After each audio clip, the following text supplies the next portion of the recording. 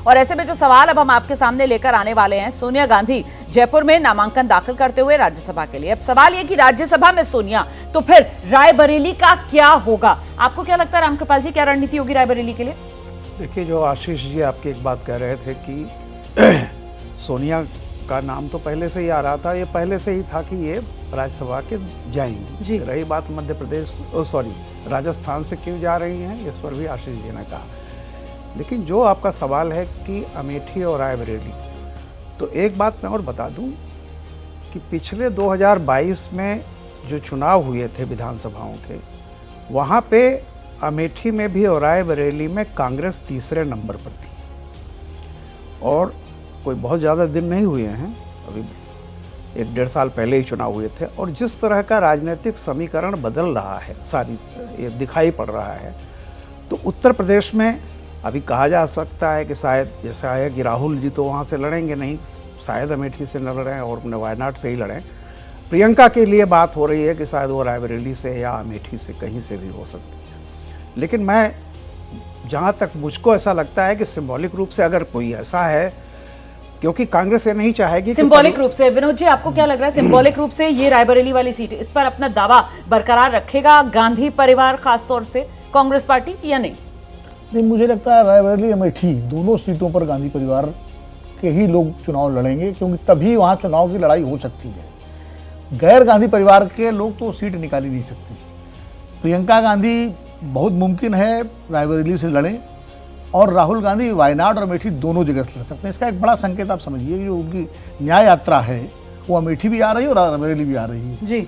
अगर चुनाव लड़ने का इरादा नहीं होता तो स्किप कर सकते थे, वो बजाय अमेठी के प्रतापगढ़ से निकल जाते या कहीं से निकल जाते, और बाकायदा 2 दिन वो जो है अमेठी और रायबरेली की यात्रा शामिल है। तो भारत जोड़ो यात्रा का जो रूट है उसके हिसाब से आप ये अंदाजा लगा रहे हैं कि अभी भी अमेठी और रायबरेली दोनों कांग्रेस की स्कीम ऑफ थिंग्स में। जी सर, एक सेकंड, जरा सा एक सुना देते हैं, बयान आ रहा है। केंद्रीय मंत्री गिरिराज सिंह, ये सोनिया गांधी जिस तरीके से राज्यसभा के लिए नामांकन भर रही हैं उसी पर प्रतिक्रिया आई है, जरा सुनिए पहले। सबसे बड़ी नेता कांग्रेस की सोनिया गांधी ही।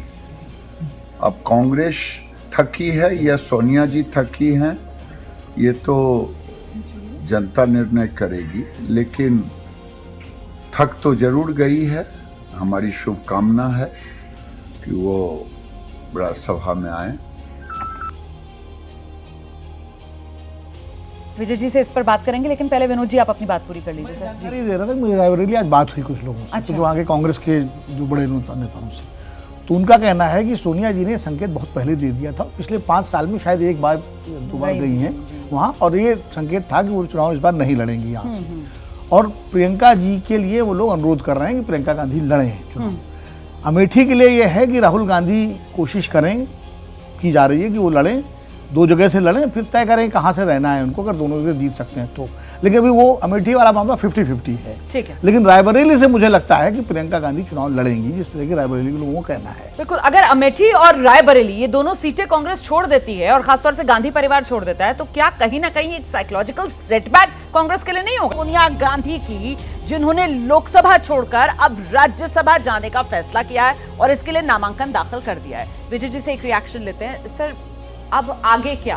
कांग्रेस की राजनीति को आप किस रूप में देख रहे हैं, और लोकसभा में क्या एक ही गांधी परिवार का सदस्य या फिर संख्या वही 2 रहेगी? नहीं, अभी तो एक ही सदस्य हैं यहाँ। 24 चुनाव में उत्तर प्रदेश से सोनिया जी हैं, और यदि वो भी छोड़ दिया है उन्होंने, अब जैसे आज राज्यसभा में कर ही रही हैं, नामांकन कर रही हैं जयपुर से, तो एक बड़ा मुश्किल काम है। जैसे विनोद जी ने भी जिक्र किया कि रायबरेली और अमेठी दोनों सीटें गांधी परिवार से जुड़ी हुई हैं, और यदि पिछला वो चुनाव के नतीजे देखें तो 55% से ज़्यादा वोट, केवल अकेली सीट है उत्तर प्रदेश में रायबरेली जहां पर कांग्रेस को 55% से ज़्यादा वोट मिले, और रायबरेली के बाद अमेठी में 46% वोट मिले, केवल 2 सीटें, बाकी सब सीटें 20% से कम है, 16% पर आ गई हैं। तो यदि ये दोनों सीटें भी गांधी परिवार छोड़ देगा तो फिर कांग्रेस के लिए मुश्किल होगा, और 80 सीटों वाले उत्तर प्रदेश को इस तरह से इग्नोर करके हिंदुस्तान की, जहां पर उत्तर भारत की राजनीति सबसे महत्वपूर्ण हो, तो उसका राजनीतिक असर दिखेगा ही। और राजस्थान को लेकर एक और चीज का मैं जिक्र कर दूं कि वो सर, उस पर आऊंगी, पहले एक सोनिया गांधी पर जल्दी से रिएक्शन शुक्ला जी का भी ले लेते हैं। सर, इग्नोर नहीं करेगा मतलब गांधी परिवार दोनों सीटों पर क्लेम कैसे छोड़ सकता है, जो बात विजय जी कह रहे हैं? देखिए, उत्तर प्रदेश की 4 सीटें नेहरू गांधी परिवार की मानी जाती थी, फूलपुर, सुल्तानपुर, अमेठी और रायबरेली। 3 सीटें गांधी परिवार से बाहर हो चुकी हैं। रायबरेली को ये मान के चला जा रहा था कि वो गांधी परिवार के पास रहेगी, लेकिन नहीं, गांधी परिवार के पास यदि होता तो गांधी परिवार तो सिर्फ कांग्रेस का माना जाता है। मेनका गांधी को गांधी परिवार ने कभी स्वीकार ही नहीं किया और इसी वजह वो भारतीय जनता पार्टी में गई। तो अब रायबरेली सीट छोड़ चुकी हैं सोनिया जी, आगे क्या होगा हम नहीं जानते।